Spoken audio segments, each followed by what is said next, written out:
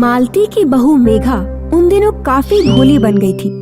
वह सास की समझदार और आज्ञाकारी बहू बनना चाहती थी और सास की हर बात मानती थी। मेघा की सास मालती इसी बात का फायदा उठाकर मेघा को हमेशा दबाए रखती थी।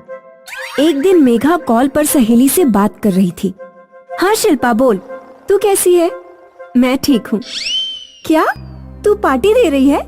ठीक है, मैं 3 बजे पहुँच जाऊंगी। मेघा इधर बात कर रही थी और मालती छिप छिप कर मेघा की बातें सुन रही थी। ओह, ये अकल की अंधी पार्टी में जाएगी। पार्टी में इसकी सहेलियां आएंगी, मेरे खिलाफ इसके कान भरेंगी और फिर ये चिड़िया मेरी मुट्ठी से निकल जाएगी। नहीं नहीं, इसे रोकना होगा। इसे मना करूंगी तो ये नाराज हो जाएगी। कोई दूसरा तरीका सोचती हूँ। फिर क्या, सास बहू और चमेली ने मिलकर सारा खाना बनाया। जैसे ही खाना बना, मालती ने चमेली को चुपके से घर भेज दिया। सास बहू खाना खाने बैठी थी। बहू सीख रही हो तुम। अच्छी सब्जी बनाई है तुमने। थैंक्स मॉम जी। मॉम जी, मेरी सहेली शिल्पा आज पार्टी दे रही है। 3 बजे बुलाया है। आपकी परमिशन हो तो मैं जाऊं? अरे, इसमें कैसी परमिशन? एंजॉय के लिए मैं कभी मना थोड़ी करती हूँ। बस बर्तन साफ कर और चली जा। मॉम जी, मुझे तो ठीक से बर्तन मांजने नहीं आते। मैं लेट हो जाऊंगी। चमेली है ना, वो बर्तन धो देगी। चमेली सिरदर्द के कारण घर निकल गई।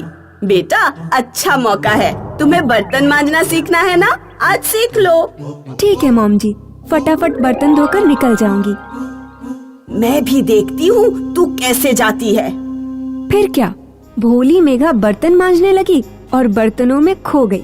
इधर मालती पड़ोसन शांति के घर पहुंचकर बोली, शांति बहन, मेघा बर्तन साफ करना सीख रही है। हमारे सारे बर्तन उसने साफ कर दिए। बकासुर की तरह और बर्तन मांग रही है। आपके जितने भी झूठे बर्तन हैं सब दे दो। अरे वाह, मेरे पास तो बर्तनों का पहाड़ है, उठाकर ले जाओ। फिर क्या, शांति ने सारे झूठे बर्तन मालती को दिए और मालती ने वह बर्तन लाकर मेघा के सामने रख दिए। ये भी हमारे ही बर्तन हैं, इन पर भी हाथ घुमा देना। इस प्रकार मालती गली के हर घर जाकर झूठे बर्तन लाती रही। देखते देखते बर्तनों का पहाड़ बन गया और बेचारी मेघा एक एक बर्तन उठाकर चमकाती रही। देखते देखते मेघा ने सारे बर्तन धो दिए। उसने देखा बर्तनों का पहाड़ चमचमा रहा है। अरे वाह, आज पता चला हमारे इतने सारे बर्तन हैं। देखो कैसे चमचमा रहे हैं। चलो अब निकलती हूँ, पार्टी में भी जाना है। लेकिन मेघा जैसे ही बाहर आई, उसने देखा बाहर शाम हो गई थी। अब तो शाम हो गई, बर्तनों में समय का पता ही नहीं चला। तभी उसको शिल्पा का कॉल आया। अरे सॉरी यार शिल्पा, समय का पता ही नहीं चला। मेघा ने शिल्पा को सारी बात बताई और जैसे ही उसने कॉल कट किया, वह गुस्सा हो गई। उसने फौरन सारे बर्तन चेक किए। इस पर शांति आंटी का नाम है या कमला आंटी की कढ़ाई है? मतलब शिल्पा सच कह रही थी। मॉम जी ने सारी गली मोहल्ले के बर्तन धुलवाए मुझसे, मेरा फायदा उठाया। मैं पार्टी में ना जाऊं इसलिए मुझे बर्तनों में उलझाए रखा। अब मैं उन्हें ऐसा सबक सिखाऊंगी जो जिंदगी भर याद रहेगा।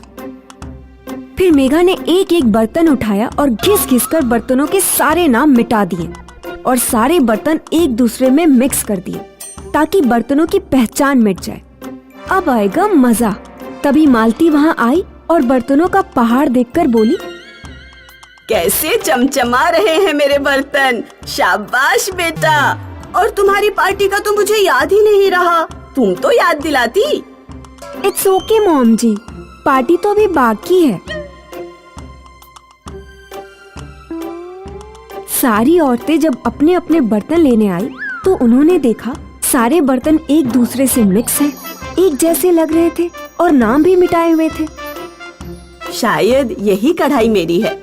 हट पागल, मेरी है, दादी सास ने दी थी मुझे। बता कहाँ है तेरा नाम? तो तेरा भी कहाँ है?